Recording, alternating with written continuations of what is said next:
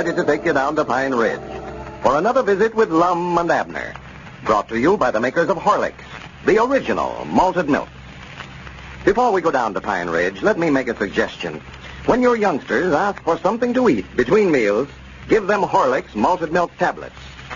As a test in Chicago schools recently showed, they are just the thing for hungry youngsters. Like Horlicks in powder form, they're wholesome and nourishing, yet very easy to digest. That's why they ward off hunger without spoiling appetites for regular meals. The test also showed that the children who ate them in mid-morning were better behaved and more alert than those who didn't. They liked them, too, better than candy, they said. So get a package of Horlicks tablets for these youngsters of yours. It'll solve your problem and do them a lot of good. A convenient flask costs only 10 cents, and they come in larger sizes, too. Your druggist keeps them in both natural and chocolate flavor. And now, let's see what's happening down in Pine Ridge. Well, Lum managed to raise the $200 yesterday to pay the city license, which was necessary before they could open their circus in Belleville. The show opened last night and will remain in Belleville the balance of the week. As we look in on Pine Ridge today, we find Grandpappy Spears down at the jot'em down store. Dick Huddleston, who has been out of town for the past few days, has returned home and is over at the store looking for his old friend. Listen. Oh, I don't know where they're at, Richard. You see, Abner ain't in the store no more, and Lum don't spend no time over here. That circus business takes up mighty nigh all his time. Well, they're not traveling with the circus, are they? No, but it keeps them busy trying to keep it opened up and all. Looks like they ain't had nothing but bad luck ever since they started it. Well, I didn't think that circus idea was going to work out very well in the first place, Grandpap. They don't know nothing about the circus business. Why, if they was to make any money out of it, they never would get none of it, with Squire Skimp in there managing things for them. You mean to say if they turned the whole thing over to Squire Skimp? Why, sure, he's got full charge now. Yeah, well, sure, I was afraid of that when I heard that they'd hired Squire to work for him. And I tried to tell them, but they wouldn't listen to me. Lum thinks he knows it all, and Abner ain't got no more sense than to do what Lum tells him to. Yeah, well, I just got back in town yesterday, but I heard they'd been doing pretty well with it. Oh, they think they are. Yeah, they're telling it around that they're making money hand over fist, but that's just because they don't know no better. Mm-hmm. Lum mortgaged his store here yesterday. Borrowed $200 in there at the bank. I know in reason he'll lose that, too. Borrowed $200 to put in the circus? Yeah. I told him it was a mistake, but he wouldn't listen to me. Bound and determined. Well, what was he needing $200 for? Why, they spent every nickel they had getting the circus moved to Belleville, and got over there and found out they had to pay $200 city license before they could open up for business. For goodness sake. Some more Squire Skimp's management for you. You ought to found that out before he moved in there. Why, sure you had. Yeah, they can't operate a circus, and it's traveling around over the country, and them staying here in Pine Ridge. I know. They've got to be right there with it all the time. Well, if you want my notions on it, Richard, they can't operate one whether they're there or whether they ain't.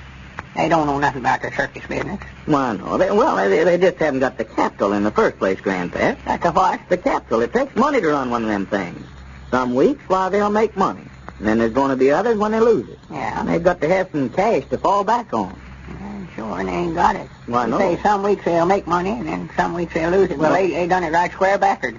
Some weeks they lose it, but they ain't made none yet. Well, they'll get in a good spot and probably make a little money, but they've got to have some cash reserve there to carry them over those weeks that they don't. That's what they've got to have. Lum ain't even paid me my salary yet for 2 weeks of work here in the store. Well, I wouldn't worry about that. Lum will pay you, Grandpa. No, I never meant that. I'm just telling you how hard up they are. Yeah. Well, if they'd have stayed with their store business here, well, they'd been a lot better off. Of course they would. It's the only place they ever made any money is right here in this store. Yeah. Lum keeps both of them broke with these big ideas he gets in his head. He's always got some big scheme studied up to where they're going to get rich quick. He'd bankrupt the government in 2 weeks' time if they'd turn him loose. Well, of course, they kind of got in the circus business, by accident. They owed Abner that debt here at the store, and he had to take the circus over to protect himself. And they got it cheap, too, dirt cheap.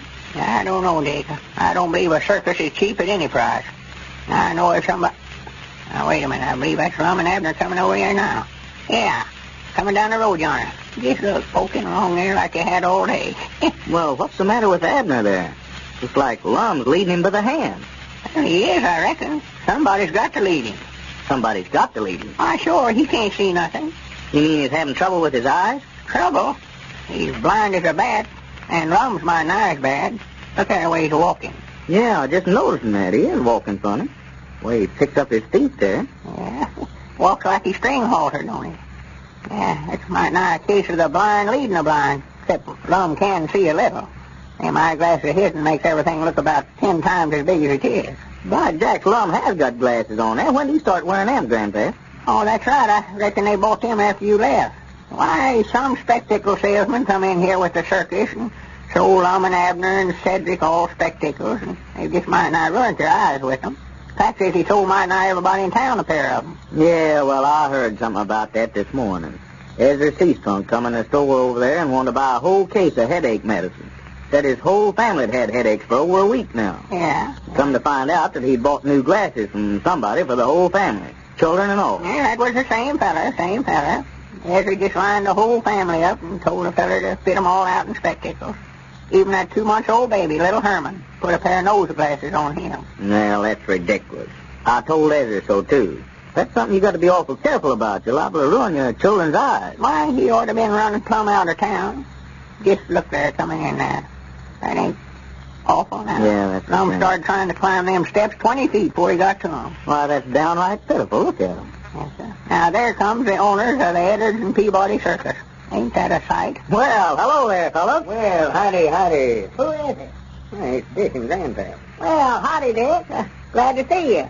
I can't see you, but I'm glad you're back anyway. Yeah, when'd you get in, Dick? I got in late yesterday evening, Lum. Have a nice trip? Well, it wasn't much of a trip. Didn't see many of the sights. I was busy buying most of the time. Went in there to market, you know. Yeah. Granny, you're looking fine. Growed some, ain't you? Gold? No, I reckon not, though.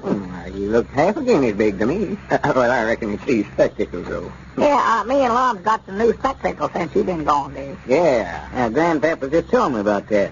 Yeah, it's a good thing we got 'em when we did, too. Our eyes just went bad all of a sudden, looks like. Yeah, mine just failed me something wonderful for the last week.